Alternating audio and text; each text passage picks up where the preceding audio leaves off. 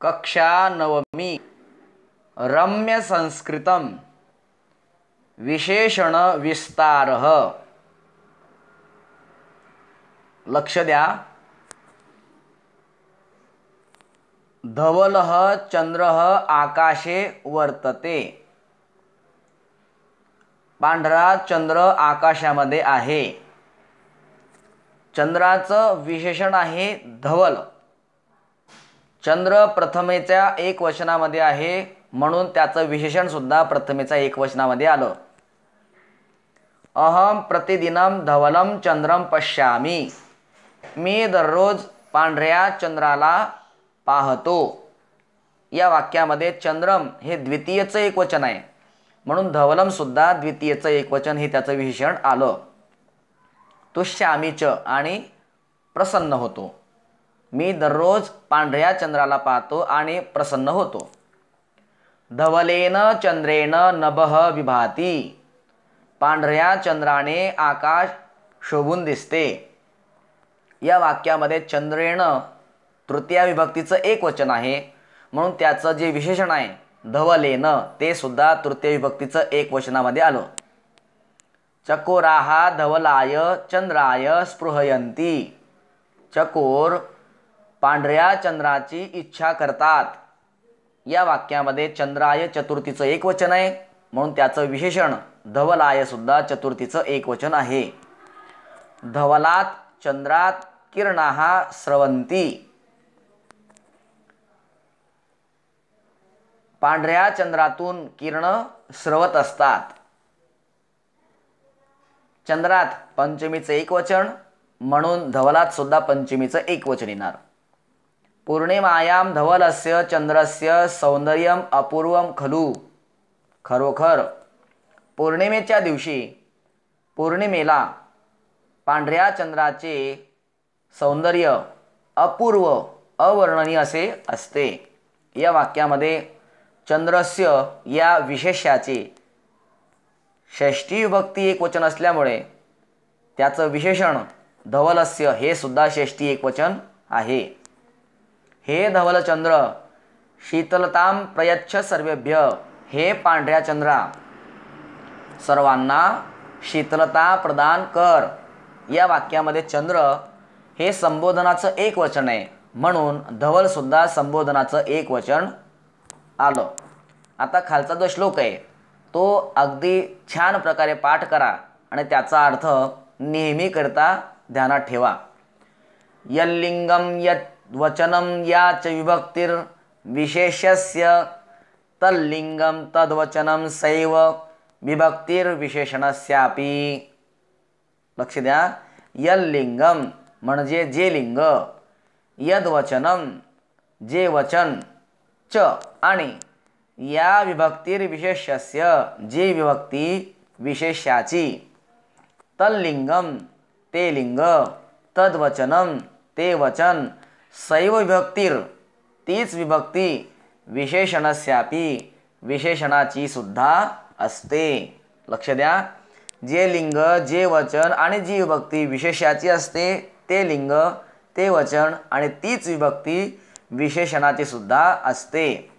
संस्कृत भाषायां यथा विशेष्यस्य लिंगम वचनम विभक्तयः च परिवर्तन्ते तथैव विशेषणे अपि परिवर्तनम भवति। या ओळीचा अर्थ असा आहे, संस्कृत भाषेमध्ये जसे विशेष्याचे लिंग वचन आणि विभक्ती यामध्ये परिवर्तन होतात त्याचप्रमाणे विशेषणामध्ये सुद्धा परिवर्तन होते। कशा प्रकारे होते यात करता एक तक्ता या ठिकाणी दिलेला आहे बघा। निपुणः बालकः, निपुणं बालकं, निपुणेन बालकेन, निपुणाय बालकाय, निपुणात बालकात, निपुणस्य बालकस्य, निपुणे बालके, निपुण हे निपुण बालक।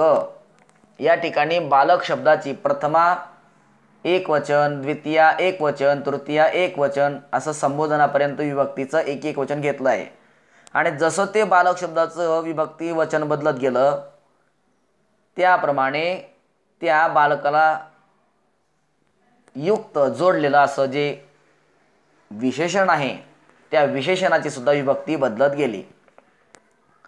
आता स्त्रीलिंगाच्या टेबलमध्ये या बालिका शब्द आहे म्हणून निपुण या विशेषणाचं रूपांतर झालं निपुणामध्ये. बालिका निपुणा, निपुणा बालिका, निपुणां बालिकां, निपुणया बालिकया, निपुणायै बालिकायै, निपुणायः बालिकायः, निपुणायः बालिकायः, निपुणायां बालिकायां, हे निपुणे बालिके. यामध्ये बालिका शब्द प्रथमापासून संबोधन यापर्यंत तो चालवला आणि त्याबरोबरच त्याचं जे विशेषण आहे बालिका शब्दाचं ते सुद्धा प्रथमेपासून संबोधनापर्यंत दिलेलं आहे. म्हणजे लिंग बदललं की त्या विशेषणाचंही लिंग बदलतं, विभक्ती बदलली की त्या विशेषणाची सुद्धा विभक्ती बदलत असते. नपुंसकलिंगाचा टेबल बघा. निबिडम अरण्यम, निबिडम अरण्यम, निबिडेन अरण्येन, निबिडाय अरण्याय, निबिडात अरण्यात, निबिडस्य अरण्यस्य, निबिडे अरण्ये, हे निबिड अरण्य. या प्रकारे एवमेव द्विवचनस्य तथा बहुवचनस्य रूपाणि भवन्ति. याच प्रकारे द्विवचनाचे आणि बहुवचनाचे रूप होतात. मी तुम्हाला प्रथम विभक्ती करून दाखवतो. बघा. निपुणः बालकः, निपुणौ बालकौ, निपुणाः बालकाः. याप्रमाणे सातही विभक्तीमध्ये होईल. स्त्रीलिंगामध्ये बघा. निपुणा बालिका, निपुणे बालिके, निपुणाः बालिकाः. याप्रमाणे पूर्ण टेबल. निबिडम अरण्यम, निबिडे अरण्ये, निबिडानी अरण्यानी. याप्रमाणे पूर्ण टेबल होईल. पुढे बघा. आता या ठिकाणी एक तक्ता दिलेला आहे आणि त्यामुळे तुम्हाला योग्य विशेष्य किंवा विशेषण योजायची आहेत. तर मी आपल्याला तो तक्ता दाखवतो. लक्ष द्या. ज्याप्रमाणे विशेष्य बदलेल त्याप्रमाणेच विशेषण सुद्धा बदलणार. कसं बदलणार? लक्ष द्या. आपण सर्वांनी लिहून घ्या. कुशलः वैमानिकः, कुशलौ वैमानिकौ, कुशलाः वैमानिकाः. प्रथमा. कुशलं वैमानिकं, कुशलौ वैमानिकौ, कुशलान् वैमानिकान्. द्वितीया. कुशलेन वैमानिकेन, कुशलाभ्यां वैमानिकाभ्यां, कुशलैः वैमानिकैः. तृतीया. लक्षात आलं? यानंतर कुशलाय वैमानिकाय, कुशलाभ्यां वैमानिकाभ्यां, कुशलेन कुशलेभ्यः वैमानिकेभ्यः. चतुर्थी. कुशलात् वैमानिकात्, कुशलाभ्यां वैमानिकाभ्यां, कुशलेभ्यः वैमानिकेभ्यः. पंचमी. कुशलस्य वैमानिकस्य, कुशलयोः वैमानिकयोः, कुशलानां वैमानिकानां. षष्ठी. कुशले वैमानिके, कुशलयोः वैमानिकयोः, कुशलेषु वैमानिकेषु. सप्तमी. कुशल वैमानिक, कुशलौ वैमानिकौ, कुशलः वैमानिकाः. संबोधनम. अशा प्रकारे हा संपूर्ण टेबल तुम्ही रिक्त स्थान पूर्ण करून भरायचा आहे. एवमेव अशाच प्रकारे चतुरः बालकः, चतुर बालक. उत्तमः कविः, उत्तम कवी. निबिडम वनम, निबिड वन. दीर्घा नदी, मेधाविनी बालिका. त्याचप्रमाणे पुरातनी कथा, प्रियः सुहृद् स्नेहालुः पिता रम्या उषा इत्येषां विशेषण विशेष्य युग्मानां रूपाणी वदन्तु। जे आपण विशेषण विशेष्य युग्मांची जोडी अर्थात युग्म जोडी, युग्मालाच म्हणतात जोडी, तर त्या विशेषण विशेषणांची जोडी हे आपण प्रथमा विभक्तीपासून तर संबोधनापर्यंत आपण लिहिलं। याप्रमाणे तुम्हाला सराव करण्याकरता चतुरः बालक हे तुम्हाला करायचं आहे। चतुरः बालकः, चतुरौ बालकौ, चतुराः बालकाः या प्रकारे, किंवा उत्तमः कविः,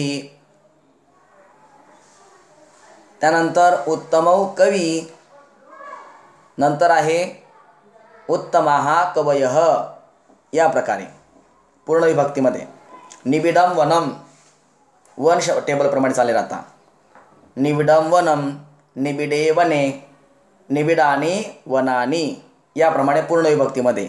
दीर्घा नदी, आता हा टेबल चालेल मालाप्रमाणे दीर्घाचा, आणि नदीचा स्वतंत्र तुम्हाला माहिती आहे। दीर्घा नदी, दीर्घे नद्यौ, दीर्घाः नद्यः याप्रमाणे सप्तमीपर्यंत। मेधाविनी बालिका, मेधाविनी शब्द नदीप्रमाणे चालेल आणि बालिका शब्द मालाप्रमाणे। मेधाविनी बालिका, मेधाविन्यौ बालिके, मेधाविन्यः बालिकाः। पुढे बघा, पुरातनी कथा, पुरातनी शब्द नदीप्रमाणे आणि कथा शब्द मालाप्रमाणे। पुरातनी कथा, पुरातन्यौ कथे, पुरातन्यः कथाः याप्रमाणे। सुहृद दकारांत नाम आहे, सुहृद सुहृदौ सुहृदः याप्रमाणे। प्रियः सुहृद, प्रियौ सुहृदौ, प्रियाः सुहृदाः। स्नेहालु पिता, स्नेहालुः पिता, स्नेहालू, आता हा जो स्नेहालू आहे हा भानुप्रमाणे चालेल, भानुः भानु भानवः, आणि पिता शब्द आहे हा पितृप्रमाणे, पिता पितरौ पितरः। स्नेहालू पिता, स्नेहालू पितरौ, स्नेहालवः पितरः या प्रकारे। रम्या उषा, रम्ये उषे, रम्याः उषाः अशा प्रकारे शब्दांच्या जोड्या आहेत। या तुम्हाला प्रथमा ते संबोधनापर्यंत त्याचा सराव करायचा आहे रूप लिहून, लक्षात आलं। या प्रकारे हा विशेषण विस्ताराचा पाठ आहे। या नंतर आता तुम्हाला जिज्ञासा पत्रम दिलेलं आहे, तर त्याची योग्य तुम्हाला जोडी निवडून योग्य तुम्हाला त्याचं वचन, त्याचं लिंग आणि त्याची जी विभक्ती आहे यानुसार तुम्हाला योग्य शब्द लिहायचा आहे, त्याचं विशेषण लिहायचं आहे। मी तुम्हाला टेबलच दाखवतो पूर्ण, म्हणजे तुम्हाला ते लक्षात येईल। तोंडी सांगितलं तर व्यवस्थित तुम्हाला लिहिता येईलच हे सांगता येत नाही, म्हणून तुम्हाला त्याच्या उत्तरांचा टेबल दाखवतो। याआधी तुम्हाला विशेषण आणि विशेष्य यांची जोडी प्रथमापासून संबोधनापर्यंत कशा प्रकारे आपण त्याची रूपवावली करू शकतो हे उदाहरण सांगतोय। उत्तमः कविः, उत्तमौ कवी, उत्तमाः कवयः प्रथमा, उत्तमं कविं, उत्तमौ कवी, उत्तमान् कवीन् द्वितीया, उत्तमेन कविना, उत्तमाभ्यां कविभ्याम्, उत्तमैः कविभिः तृतीया, उत्तमाय कवये, उत्तमाभ्यां कविभ्याम्, उत्तमेभ्यः कविभ्यः चतुर्थी, उत्तमात् कवेः, उत्तमाभ्यां कविभ्याम्, उत्तमेभ्यः कविभ्यः पंचमी, उत्तमस्य कवेः, उत्तमयोः कव्योः, उत्तमानां कवीनां षष्ठी, उत्तमे कवौ, उत्तमयोः कव्योः, उत्तमेषु कविषु सप्तमी। हे उत्तम कवे, हे उत्तमौ कवी, हे उत्तमः कवयः याप्रमाणे. यानंतर निबिडम वनम या विशेषण विशेषाची जोडी आपण चालवणार आहोत. निबिडम वनम निबिडे वने निबिडानी वनानी प्रथमा. निबिडम वनम निबिडे वने निबिडानी वनानी द्वितीया. निबिडेन वनेन निबिडाभ्याम वनाभ्याम निबिडैः वनैः तृतीया. निबिडाय वनाय निबिडाभ्याम वनाभ्याम निबिडेभ्यः वनेभ्यः चतुर्थी. निबिडात् वनात् निबिडाभ्याम वनाभ्याम निबिडेभ्यः वनेभ्यः पंचमी. निबिडस्य वनस्य निबिडयोः वनयोः निबिडेषु वनेषु सप्तमी. हे निबिडवन हे निबिडवने हे निबिडे वने हे निबिडानी वनानी संबोधनम. या प्रकारे इतर जोड्या तुम्हाला बनवायच्या आहेत. आता आपण जिज्ञासा पत्रमचा जो टेबल आहे तर तो या ठिकाणी चालवणार आहोत.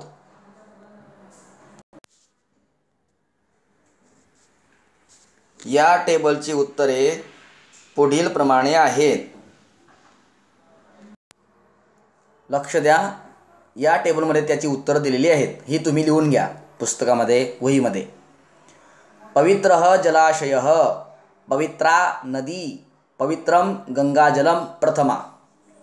नूतनं मंडपम नूतना भाषां नूतनं मंदिरम द्वितीया. समृद्धेन कोशेन समृद्धया परंपरया समृद्धेन नगरेण तृतीया. कोमलाय स्वभावाय कोमलायै लतायै कोमलाय पुष्पाय चतुर्थी. पराधीनात् उपायात् पराधीनायाः बुद्ध्या पराधीनात् जीवनात् पंचमी. उत्तमस्य पुरुषस्य उत्तमायाः पत्रिकायाः उत्तमस्य वृत्तपत्रस्य षष्ठी. स्थूले पुत्रे स्थूलायां कन्यायां स्थूले पात्रे सप्तमी. हे श्रेष्ठ ऋषे हे श्रेष्ठे तपस्विने हे श्रेष्ठम औषधम संबोधनम याप्रमाणे. पुढील प्रश्न आहे वाक्याने पूरयत. विशाल शब्द दिलाय आणि त्याच्या पुढे वृक्षस्य आहे. तर वृक्षस्य या शब्दाचं विशाल हे विशेषण आहे म्हणून ते सुद्धा वृक्ष शब्दाच्या विभक्ती लिंग वचनाप्रमाणे घ्यावं लागेल. वृक्ष शब्द पुल्लिंग आहे, षष्ठी विभक्ती आहे आणि एक वचन आहे म्हणून विशाल या शब्दाचं काय येणार विशालस्य. ठीक आहे. दुसरं पितामह्यै वृद्ध पितामह्यै सरसा कथा रोचन्ते. या ठिकाणी काय करावं लागेल पितामह्यै. इथं काय येणार वृद्ध्यै वृद्ध्यै क्षम्यतां वृद्धायै अशा प्रकारे वृद्धायै अशा प्रकारे येणार. आता सरसाचं काय येणार सरसाहा.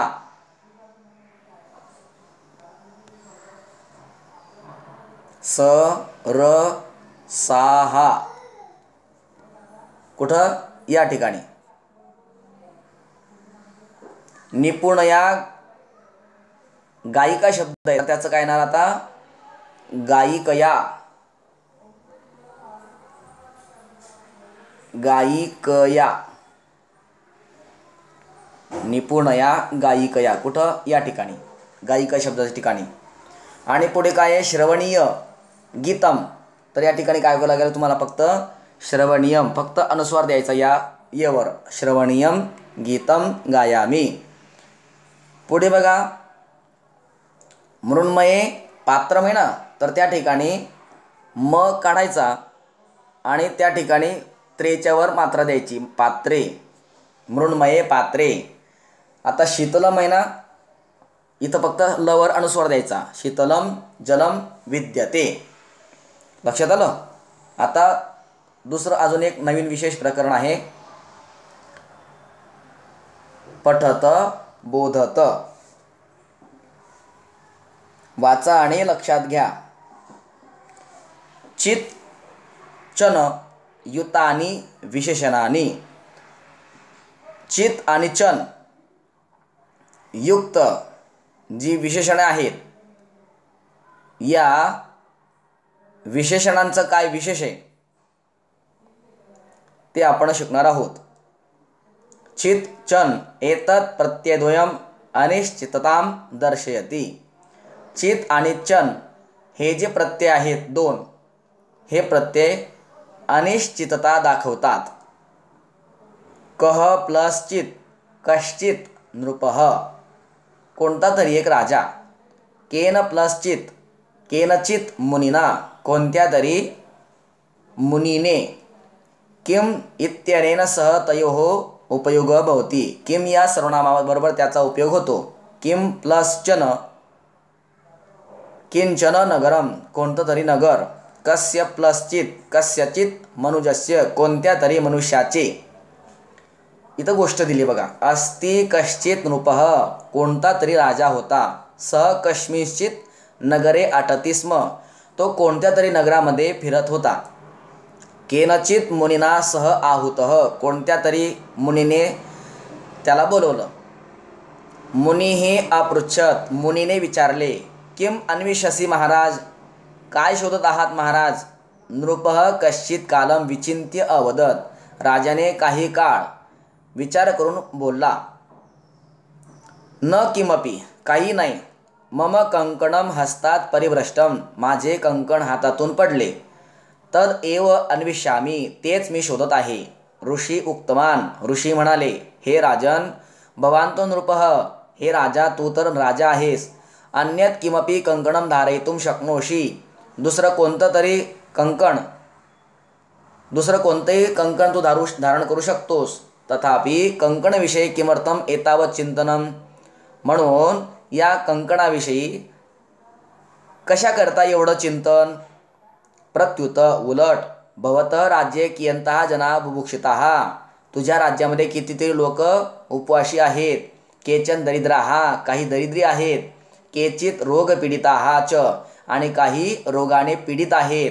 काश्चन महिलाः उद्योगेन विना निराधाराः, काही महिला तुझ्या राज्यामध्ये उद्योगाशिवाय निराधार आहेत.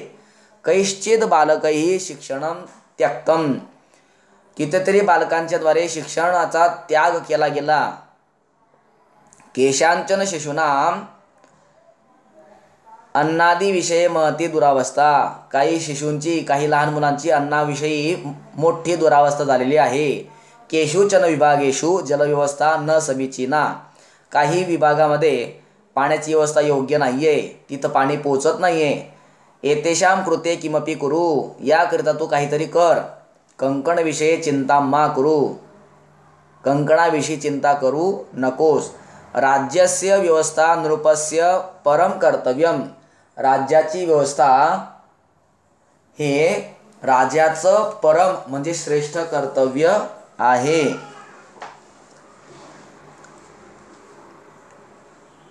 यामध्ये काय सांगितलं आहे. चित आणि चन या प्रत्ययांना जोडलेले किम सर्वनामाची रूप या ठिकाणी दिले आहेत. बघा, सर्वप्रथम नृपः प्रथम एक वचन आहे म्हणून कह प्लस चित, इथं सांगितलं त्याप्रमाणे कश्चित.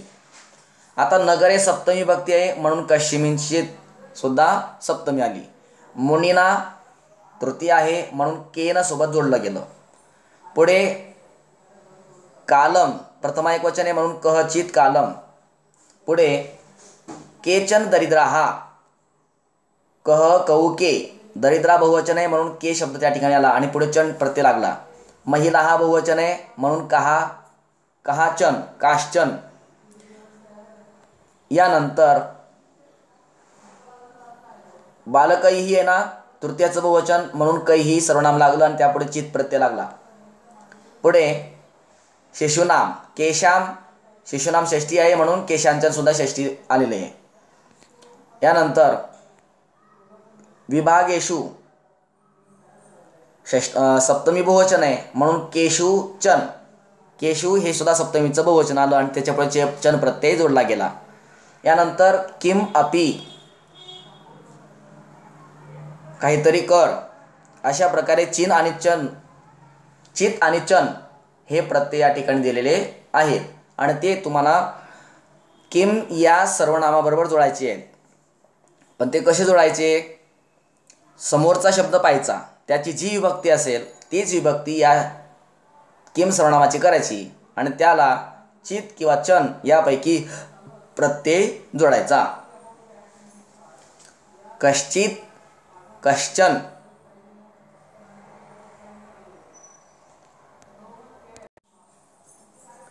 यानंतर बघा पठत अवगच्छत व्यंजनानां विस्तारः निसर्गात लभते निसर्गात लभते. या ठिकाणी तचा ल होतो. कसा ल होतो?